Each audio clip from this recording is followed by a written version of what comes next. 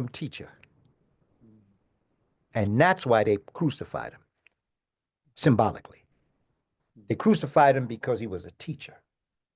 They crucified him because he could take 3 fish and 5 loaves of bread and feed a whole stadium, just like our grandmothers used to do in our neighborhoods. Come on. Yes, sir. Lazarus, Asar.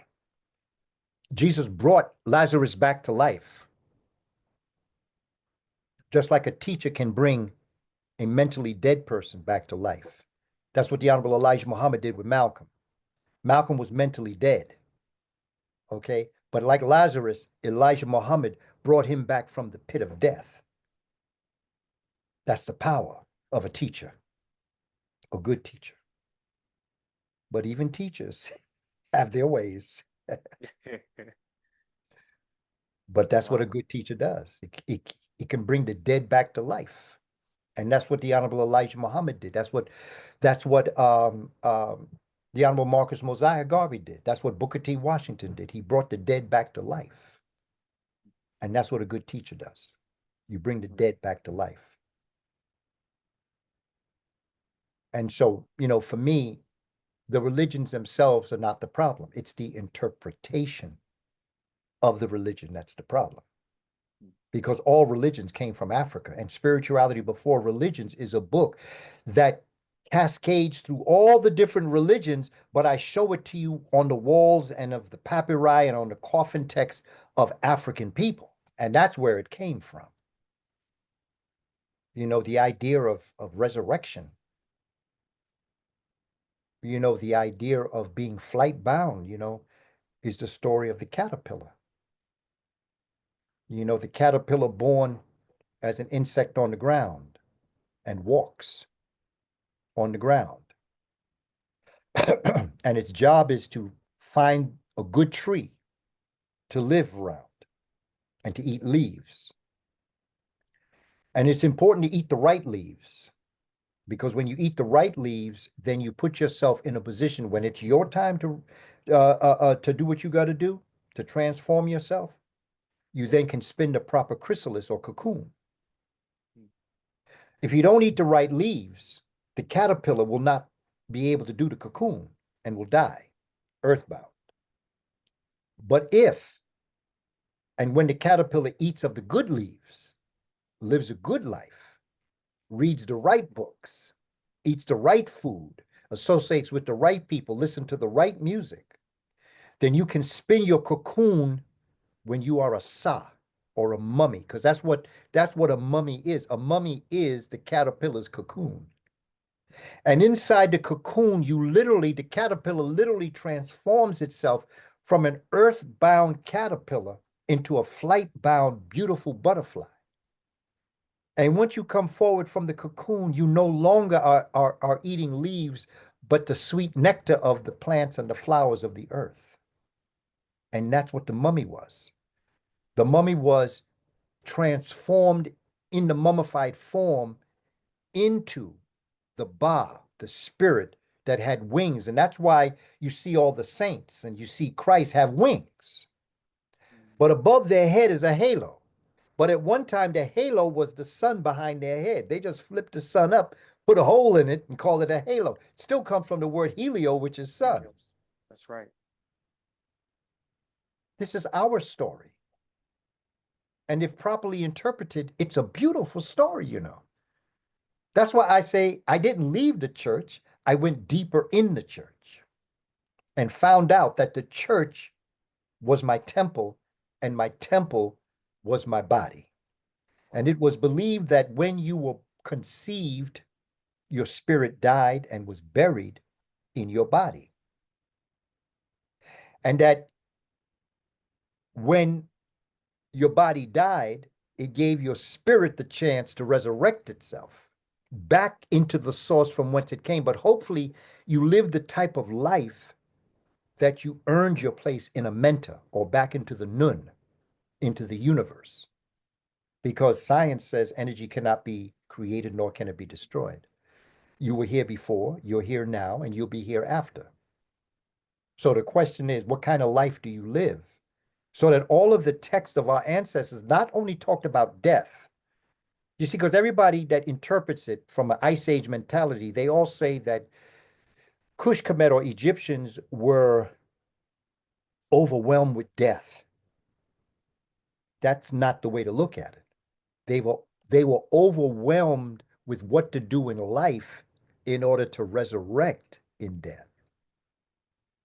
And so it's the book of the coming forth today by night. You come by night from the darkness of the universe into your mother's womb, and then you leave and you become light.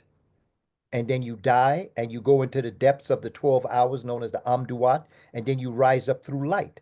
That's what the 12 hours of Amduat tell you when they weigh your heart against the feather of Ma'at. It's a beautiful story. It's phenomenal, to tell you the truth. And when you learn the story, brother, there's something that you learn, that you learn to, I'm going to try to put it in a way that can understand. Be ready, willing, and able. Ready to live, willing to kill, and able to die. Malcolm said, sometimes the price of freedom is death. And when you understand, this is what James Brown say, I'd rather die on my feet than live on my knees. And see, this is as African people, this has been our story throughout our lives. Our ancestors put their life on the line so that the group could survive. We have to learn that story again. And we have to be ready, willing, and able. Man. So much Excellent respect to breakdown. Christianity, brother. But it's the interpretation. Yes, sir. Wow. Mind blown, Baba. This was a phenomenal breakdown of the film. Very last question for you. You've been so gracious with your time. Sinners has everybody talking. I had to see it 3 times at the movies. This is the first film in a long time. You had said since Malcolm X, right? We're talking about early 90s, where this is truly resonating with our people. With all that being said, how can we and how should we use what we gain from watching this film to better our communities and our people? As phenomenal as Sinners was, Mm-hmm. Sinners concretized, visualized what Black folk have been saying for over 400 years. And it's important that we don't think this is novel and new. It is just the way that a new generation has expressed a story. It's the Osarian drama. It's resurrection. It's life. It's remembering where you came from to understand where you are and to be able to decide where you want to go. And at the end, that ending story was so important because I've always been one for staying in the movie house until they turn the lights on. Because I've always felt to honor everybody that had anything to do with the movie. And so many of us are so satisfied with just the visual that once the visual is done, it's time to go. But I want to know who the grip people were. I want to know who the musicians were. I want to know the locations of the film. I want to know all that. And even in the movie, they're guilty of going too fast. They need to slow that row up so I can see and read, everybody's participation in it. But in this particular movie, I found very interesting, and again, I want to talk to Ryan Coogler's mind, is that they start running the credits, and then they go back into a visual. Okay.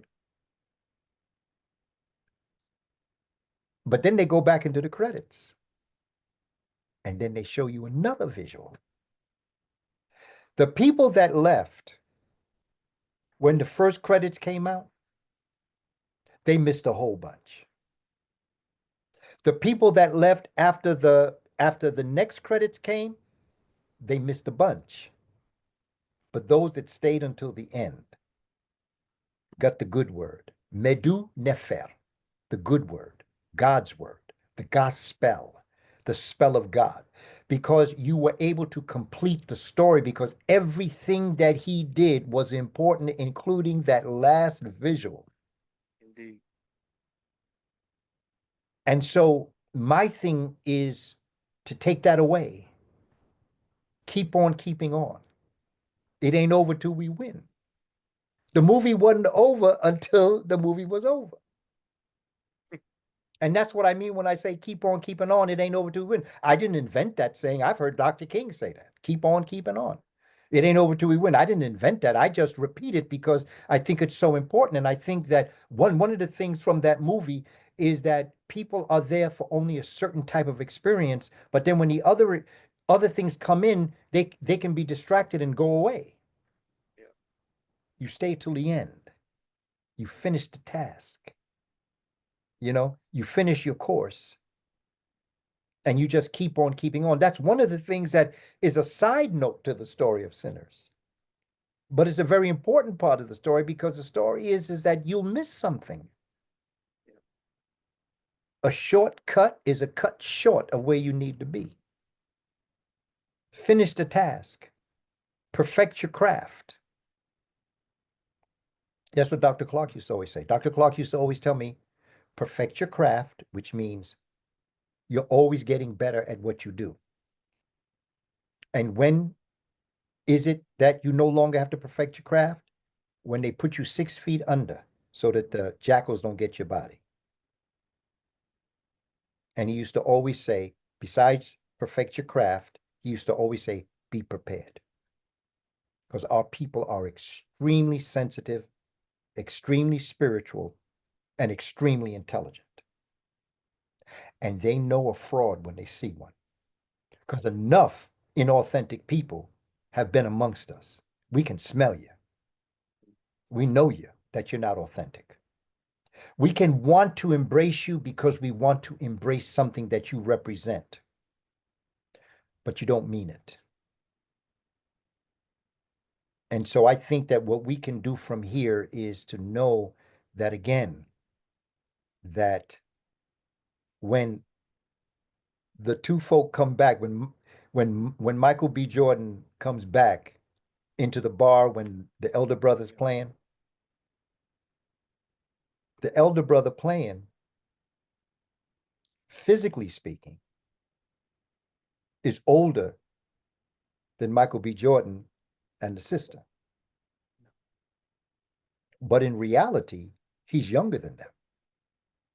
When you think of their lives. Mm-hmm. In reality, in the beginning of the movie, when they were all who they were, Sammy was young. He was the youngest one. Yeah. Yeah. But he stayed to his craft. Mm. And his daddy said, if you want to get rid of the devil, you got to give up the music. But he was still playing music at the end. And he had the marks of the nails in his face. He had the scars of life, but he was still doing his thing. So I think these are the kinds of little things that we take away from the movie. Keep on keeping on. It ain't over till we win. And, keep on living. Do what you got to do. It ain't over till we win, man. Our ancestors said that. They emblazoned that in our hearts and tattooed it in our minds. For those that have picked up the message. It's us. This is our time now. It's a wonderful time to be alive. I used to always, when my wife and I would be riding, I would always say, like, before the election of 2024, I used to always say, like, I didn't see this coming. I never thought that I would live to see Armageddon. Babylon. But then when it started happening and the election took place, we see what has come. I never say that again. because I should have seen it coming. I should have known that it could happen in my generation. But I thought that this was so far removed from reality. It was a wake-up call for me, my brother Caleb. It was a wake-up call for me. And it taught me a lesson. Sister Rosalind Jeffries, the wife of Dr. Leonard Jeffries. When I had a school, it was called the Institute, the John Henry Clark Institute for Youth, that we'd established in the 80s. And we invited her in to explain the Neteru and who they were. And she told the story of Ma'at. And I've always told anybody that says, Rosalind Jeffries is going to come talk to us, I would always tell them, ask her to explain to you what Ma'at means, what the feather of Ma'at means, and why is that what's weighed at the judgment scene against your heart. Back in, this was 1987. She told the story of Ma'at and what Ma'at represented. And she said, it's a feather that represents truth and justice and righteousness, balance and harmony, order, arrangement, reciprocity, will go around, come around. But it's a feather. And if you hold it too tight, you'll crush it, the feather.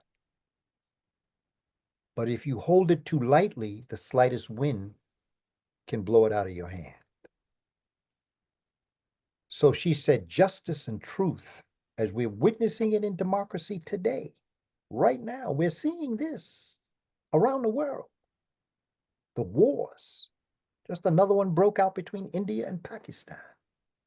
Same people, brothers, just like Ukraine and Russia, brothers. Truth and justice is the type of thing that you have to hold just firm, but just light, so that it doesn't blow out of your hand, but you don't destroy it. That is what democracy is. Democracy is to be held and respected so you don't crush it, but you don't hold it so lightly. It's a very unique balance that your hand has to have to know truth and justice. And Western civilization doesn't understand that. Okay? One party crushes it, and the other one has his hand open too much. But none of them know the African way, the original way of holding it just so tight. And I think we have a symbol of that individual that knows how to hold it tight, but hold it loose. So I send my prayers, my respect, and my honor to Captain Ibrahim Traore, a brother that's going to revolutionize our people. Revolutionize first himself and then his people. Burkina, they call themselves Burkinades, people of Burkina Faso. But first, we must also honor Thomas Sankara, who renamed it from Upper Volta because it was on the upper part of the Volta River, means nothing, and named it Burkina Faso. And the way Thomas Sankara explained it is that Burkina Faso means the land of good men and women. Simple, but complex. And so now, in the spirit of Thomas Sankara, we now have Captain Ibrahim Traore. And I think he is one that I pay homage and respect to, as others are joining him. Because you see, the only thing stronger than hate is love. And I think that Africa is on the rise. And I think out of that, African people will rise. And no matter what may happen to our brother, we pray he lives long and healthy and is able to do what he wants to do. He's already set the tone for the future. So We got this, brother. And I want to tell the young people, your generation, no matter what you see happening, we've been through worse. Yep. We'll handle this. And we'll bring a new way of looking at the world, because Africans in America are clearly the next generation, what I call super sapiens. And they will overcome the superficial sapiens. It's our time. It's your time. Sister Sid's time. Heruneset and all the children. It's y'all's time. And we are going to make sure, to our best ability, that we put in place something that can make it happen. That I promise. Baba, thank you so much. That was such a great breakdown of the film. I know we can probably keep going for hours upon Yes. hours. So thank you so much. Thank you so Yes. much, Baba. We appreciate you Yes. greatly. Thank you for the invitation, brother. I look forward to the next time. Yes, sir. Thank you, Baba. And you have a wonderful evening. You also, brother man.